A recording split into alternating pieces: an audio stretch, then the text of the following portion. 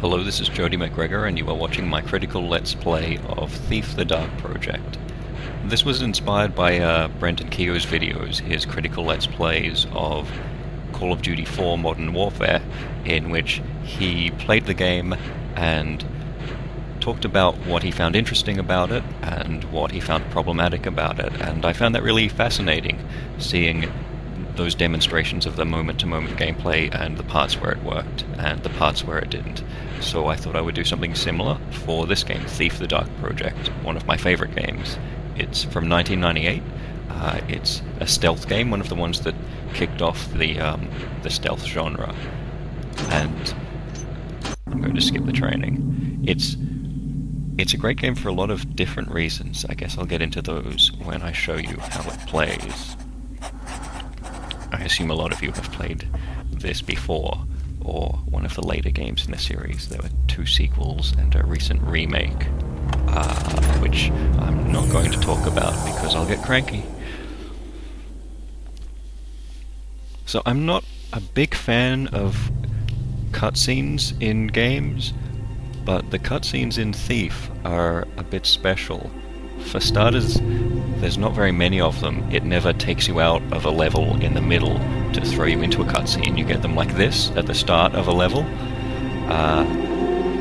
and they set up the world and they set up what you're about to have to do. So all of this spooky Bible stuff introduces you to the various philosophical factions of the world, and then you hear the protagonist, Garrett. Job planned for this evening. There he is, telling you what he's about to do. Steal another fat nobleman's priceless trinket and leave quietly. Lord Bafford is out of town, and rumor has it that the captain of his house guard went with him as a bodyguard. The time is ripe for a bit of burglary. Garrett is a very straightforward character. The front gate of Lord Bafford's manor is always guarded, and the main street is far too exposed. But Cuddy tells me there's a better way in. Around to the side, more out of the way. 1 guard, and likely no witnesses to complicate matters. The piece Cuddy wants is a scepter. Silver, jewels, the usual adornments. It should command a high price. Bafford, like most of his kind, probably keeps his treasures on the top floor of the place, close to his heart, and far from his servants. I like how cynical Garrett is as well. I have Cuddy's old sketches of the place, and everyone who's going to be asleep inside already is. There's your first map. The maps in Thief look exactly like the kind of maps that somebody would draw before they broke into a place to rob it. You'll see that exact same map in the game while you're playing, rather than the sort of more abstract maps you normally get in games. Before we start, though, we go shopping. Water arrows are what you use to put out fires, so that you can hide in the darkness. You sort of get more gear as the game goes on, but we start off with regular broadhead arrows for shooting people, the blackjack for knocking people unconscious, the sword, which we should never use because actually fighting is the worst thing to do in Thief, and a healing potion. I'm going to blow my money on some more water arrows. And broadhead arrows, I guess. You may as well spend all of your money before every level in Thief, because you don't get to save any of it. Garrett's not into saving money. He's got rent to pay, and I just assume he drinks away the rest. You always start out with 0 money at the beginning of each level. So, here we are in one of the streets of the city. This is Bafford's Manor. Hey. Hello. I'm going to the bear pits tomorrow. You want to come with? Couldn't pay me enough. What? You soft belly. The bears have A few got too these many new to try to get muzzles by with here. underslung cheek spikes. There's a lot of incidental dialogue, like those guards chatting about bear baiting. And a lot of it is really interesting world-building stuff. I'm not going to hang around to listen to it, but it is actually worth listening to. You can learn a lot about the setting, rather than holding you still and making you sit through a cutscene. Thief will just put details into the mouths of characters you can completely ignore, or things will be written in letters and diaries that you can find, but it doesn't force you to pay attention to them.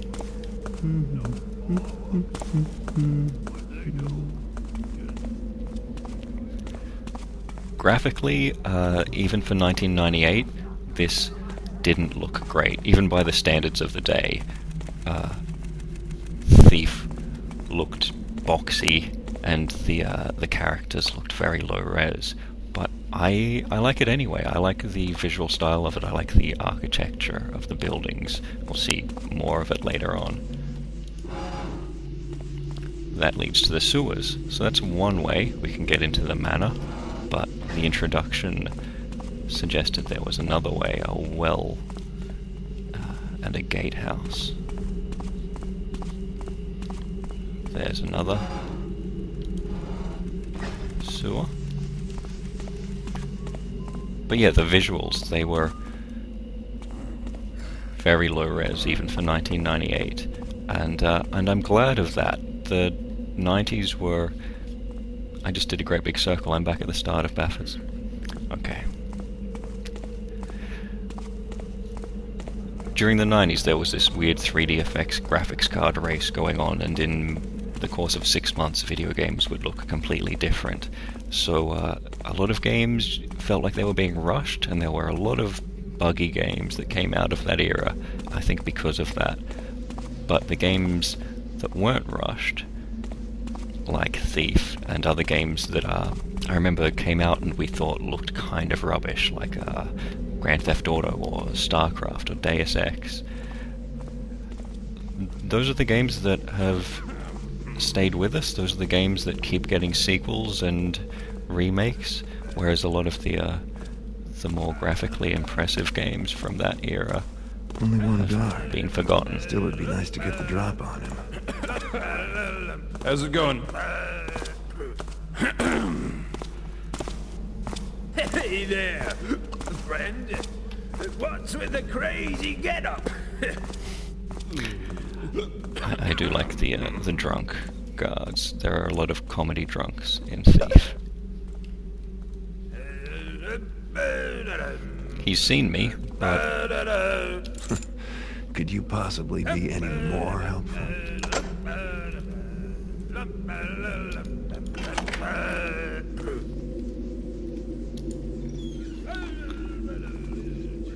here we go.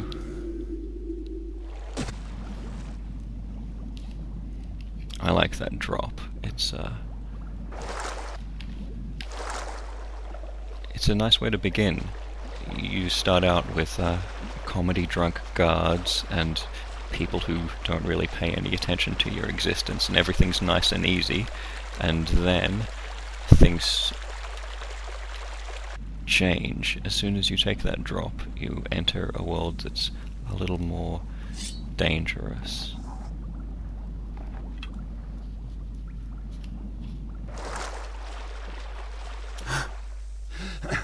Thief is a fantasy game at heart, and like all fantasy games, it must have spiders. I don't know why, they just have to.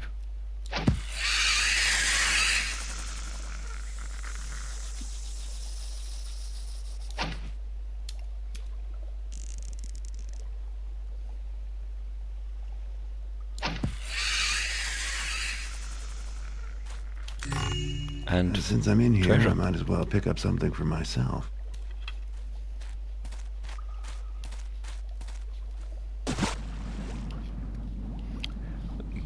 This is one of the closest things to an actual dungeon in Thief, though, despite being a fantasy game. You might have noticed the electric lights in the street outside. It has a kind of a steampunk aesthetic, but rather than the shiny Victorian era look you get in a lot of steampunk games, you'll see that the architecture of the buildings, they look like something out of, if you've ever seen David Lynch's Elephant Man movie, that is what the buildings and the furniture in Thief seem to look like. They're... even the opulence is grimy and weird looking. This is Lord Bafford's manor above us, and even it has just a great big Inside hole in the wall, last. conveniently.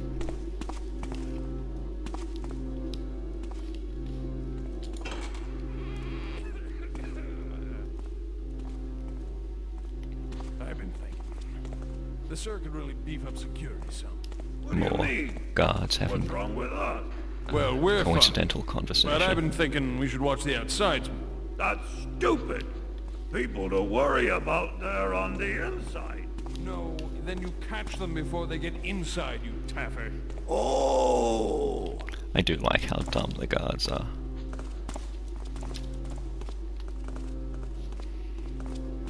So while I'm in the shadows here, that bar, that gem in the middle of the screen at the bottom there, goes dark, and when I step into the light, it lights up, which is a very straightforward way of letting you know, in a first-person game, exactly where you are in relation to the shadows.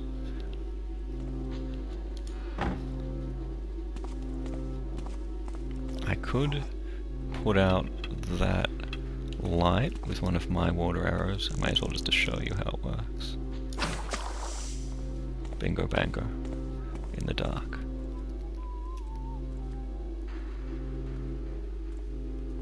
The sound design in Thief is really a cut above. You can hear the footsteps and the whistling, and you can tell exactly which direction it comes from in a way that's really essential in a stealth game. Even when you're in the dark, even when you're around the corner, you always know where someone is and when they're getting closer.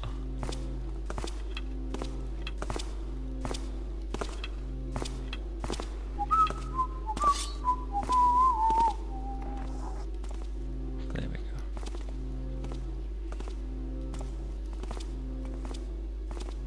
I'm going to leave him be. I should mention something about the controls. Like most PC games, it's WASD on the keyboard, but rather than W being forwards and S being backwards, W is run and S is walk. You have to press X to go backwards.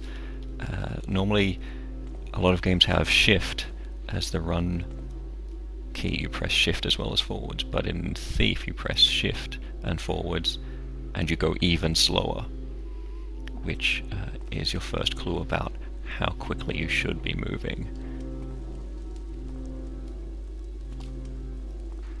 And you can even duck to go even slower, which reduces your footsteps to nothing at all, because for some reason Garrett breaks into houses wearing basically tap shoes.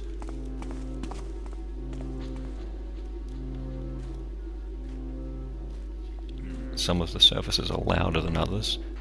This is the moment where it reminds you metal is noisy.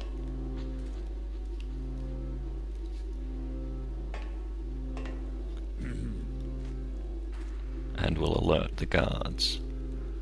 But they have several degrees of alertness and suspicion, so I can afford to make a little bit of noise. And this guy will just drop straight back into unalertness, and then I can use my blackjack to very satisfyingly knock him out. I love the woozy little noises they make when you club them. There's something very, very satisfying, yeah, about the noises that they make after the solid clunk of your blackjack against their skull. And then, as is traditional, you pile them up in a corner.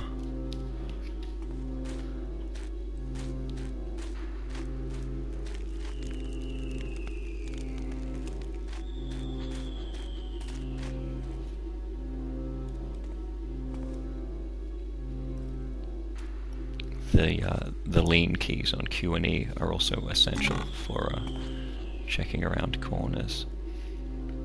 Here's some junk that I could pick up, but I then would not be able to carry around. I'll show you. Once I pick this up, I can't use my sword or my blackjack. I have to just drop it again. This is the junk that's not worth anything that you use to throw to make distractions with.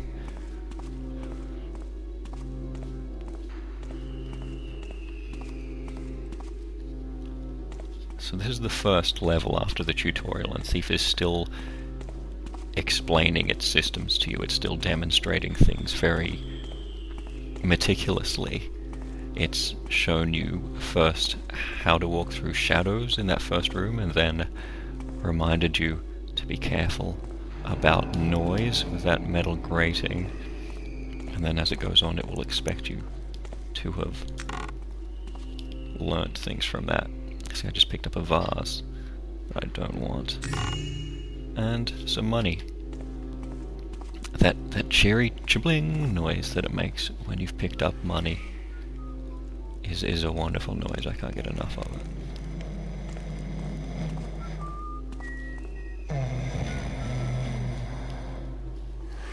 Someone's asleep in here, but I just heard someone clear their throat nearby.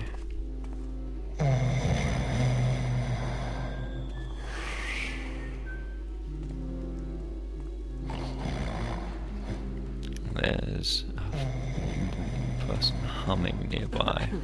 There it is. No.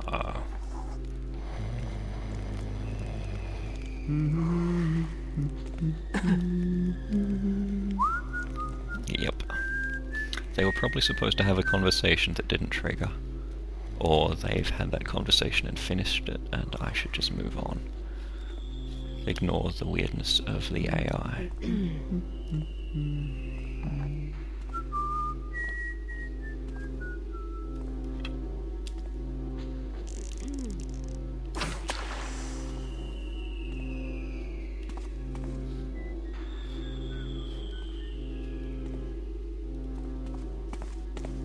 The temptation to run faster than you should is always there. And I do give into it, and it does cause problems. That's carpet, and I can hear footsteps, and again, convenient whistling.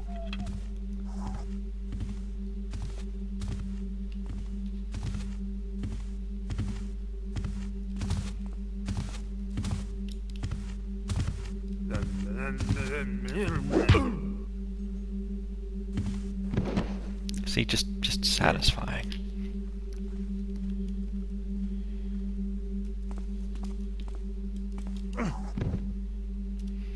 If the bodies are discovered, then of course I'll be in trouble.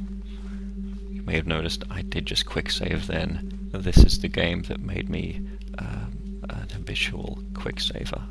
I can't not abuse that F11 button.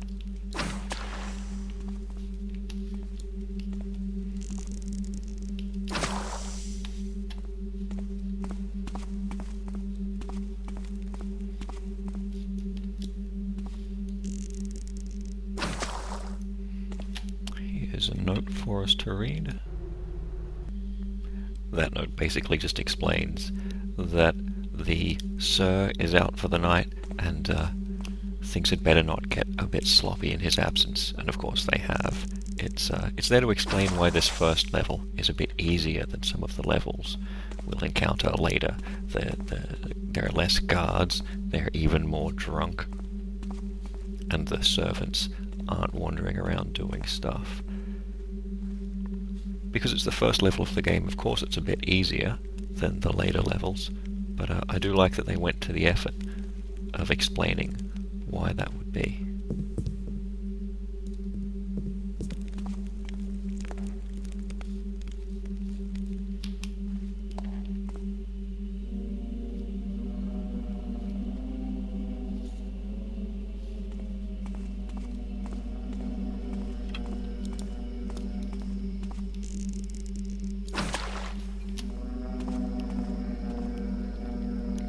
Here we have the outdoors, just a little pocket of garden. And all it takes is a chirping cricket noise and some ambient gusting, and it does feel completely different from the indoors. The sound design is probably something I'm going to keep coming back to, because it really is a cut above.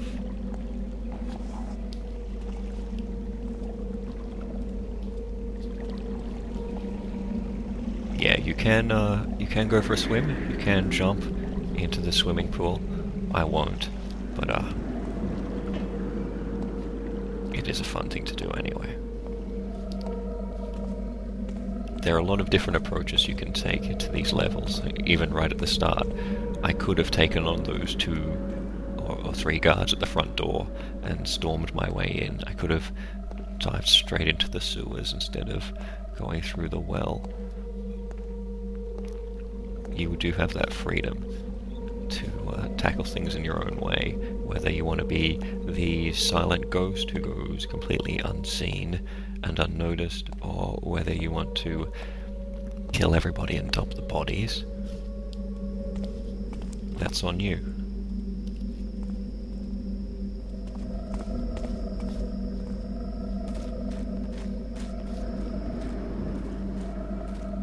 My own preference is just for knocking people out rather than straight up murdering them.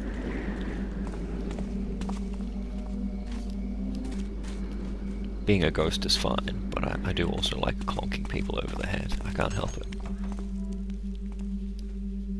I wonder if he reads them or if it's just for show. Garrett's cynical little asides. He's kind of a film noir character narrating to himself.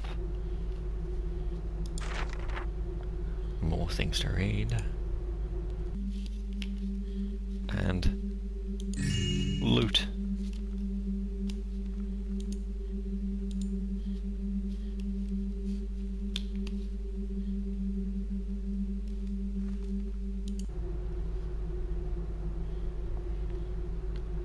A little bit of setup here for the religious factions. Victoria is a character we will meet later. The Hammers are one of the competing factions. It's a little bit like Planescape Torment, if you've ever played that. The idea of a fantasy setting where multiple philosophies are competing with each other. The summary of Planescape is that it's philosophers with clubs, and the same thing could be said of Thief. Different groups which have different ideas about how they want the world to run are in competition, and you are just trying to live your life, well, you know, and steal a lot of piles of coins. But they keep getting in your road. Hello. And they keep messing things up.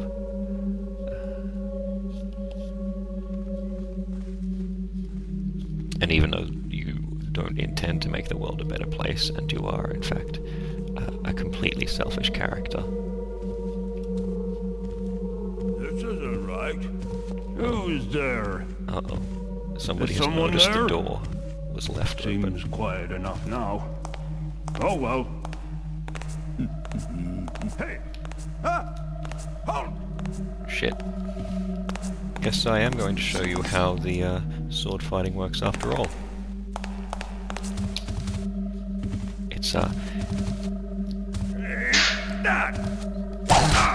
It's not great, and it's obviously not designed to be your first kind of defense.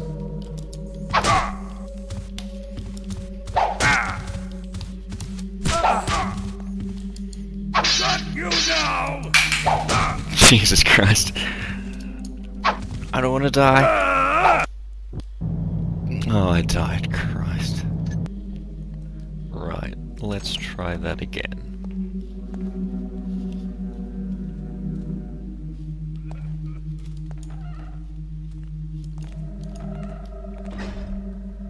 only this time we'll close the door.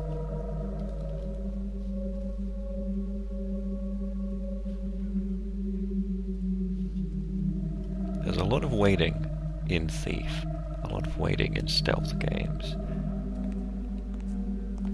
But that's part of the enjoyment, the tension of these moments.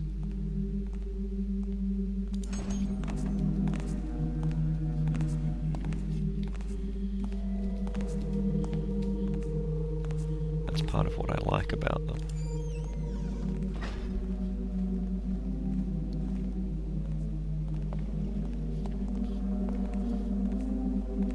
You do spend a certain amount of time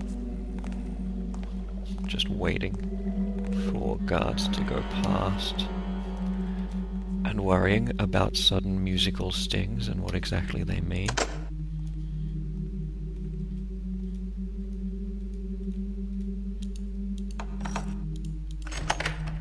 Thank you.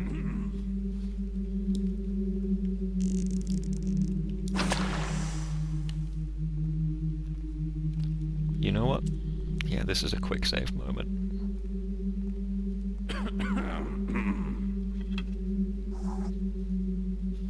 These checked floors are very noisy.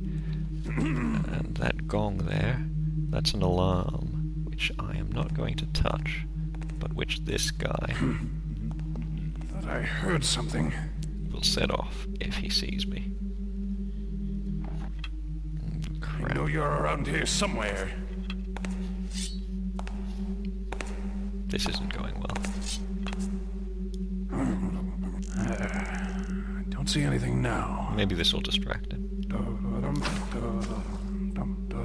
Or maybe he won't notice at all. Odd noise. Yes, it was an odd noise.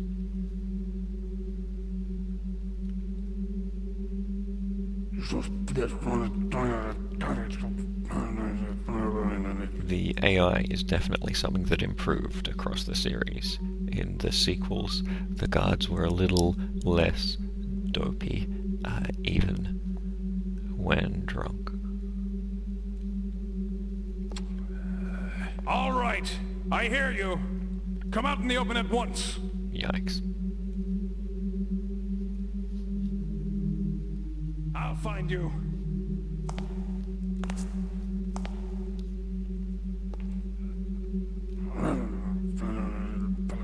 That's him dropping down an alertness level from actually suspicious to just sort of grumbly.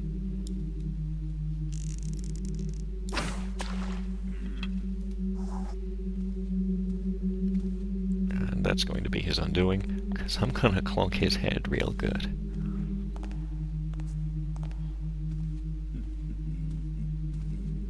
Now we're in basically pitch blackness.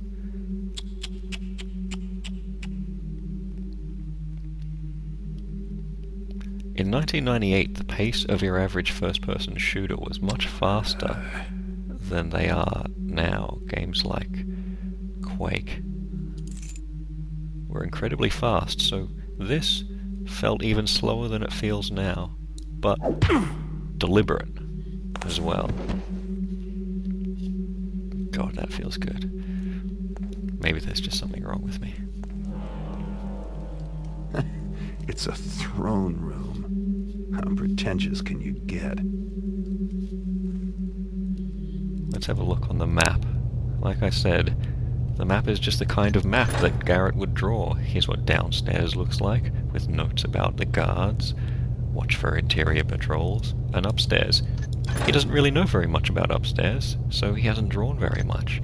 The blue-grey bit is where I am. That's the only sort of concession to you as a gamer on these maps. And you'll see in later levels, some of them get quite hilarious for how little Garrett knows about where he is. This is our objective, the scepter. Here we go.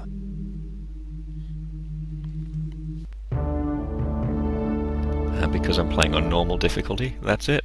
I win. If I was playing on a harder difficulty, there would be more objectives here. I wouldn't be allowed to kill anyone, and I would have to make my escape after I get the scepter, and that's all very fun stuff, but for the sake of these videos I'm just going to play on normal, which is the easiest difficulty. That tells you something about Thief right there, the fact that there is no easy. Normal is the easy, because there is no easy. Thief is not a forgiving game. You can see I didn't kill any innocents. I did kill those 2 spiders, so sorry about that.